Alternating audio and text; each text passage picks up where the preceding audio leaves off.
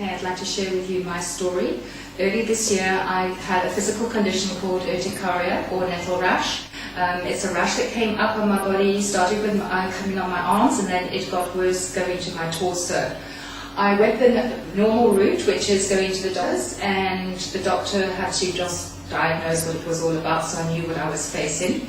And then from the doctor, I went to see a specialist because I wanted it to clear up properly. So how many of us will go that route normally, because this is the route that we usually take. We go to the doctor.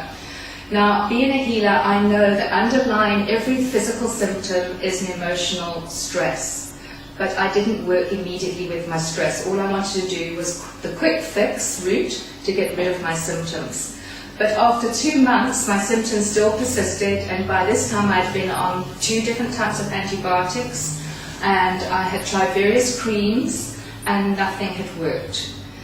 So I worked with my emotions, finally, and found out that the word that came up which related to my symptoms was survival. There's been a whole pattern of survival going on in the country at the moment, which we are all interconnected, so whatever's going on globally is going to affect us. But on a personal level, there was a pattern of survival going from my childhood, when my parents got divorced and my family had to survive, family of 4, my mother had to bring up a family of 4 by herself. And then the pattern kind of repeated at other different stages in my life, going through a divorce. You've got the survival symptoms coming up there again, or the survival word that relates to physical symptoms, because it builds up in the body at cellular memory. So our body carries the memory of everything that's gone on in our lives, consciously and subconsciously. It's very hard to work with the subconscious patterns in our life because we are only able to work normally on a mental construct of what we're consciously aware of. So we need a little bit of help sometimes to work with these subconscious patterns. So an energy healing was done on me, and the next day 70% cleared up. But I knew I needed to work a little bit more, and I did some detoxification, and my symptoms completely cleared up now.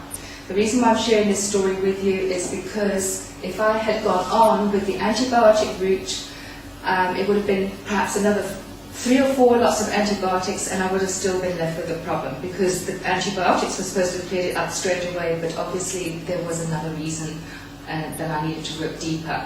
So what we do as energy healers is work with the root cause of the problem as opposed to working with the symptoms. You can't just treat the symptoms, you've got to get to the root cause of the problem and work on it holistically, which is what I did. So you might like to think about maybe where you've had physical symptoms that haven't healed up quickly, that you've fallen into the same pattern as I did, going to the doctors straight away, which is the right thing to do if you've got things that you're worried about. But if they don't heal, there is a way to investigate other ways of working deeper with your symptoms so that you can heal yourself. So for example, if you've got scar tissue that has formed a keloid scar and it's not healed, you might find, and we have seen this often when we've been doing healing, that you go back to the actual time of the trauma, whether it be a car accident or whatever the trauma is. Remember, it's in your body at a cellular level, and we need to heal it at a cellular level. So we go back, do a visualization technique, and that visualization technique creates a chemical reaction in your body which starts your own innate healing within.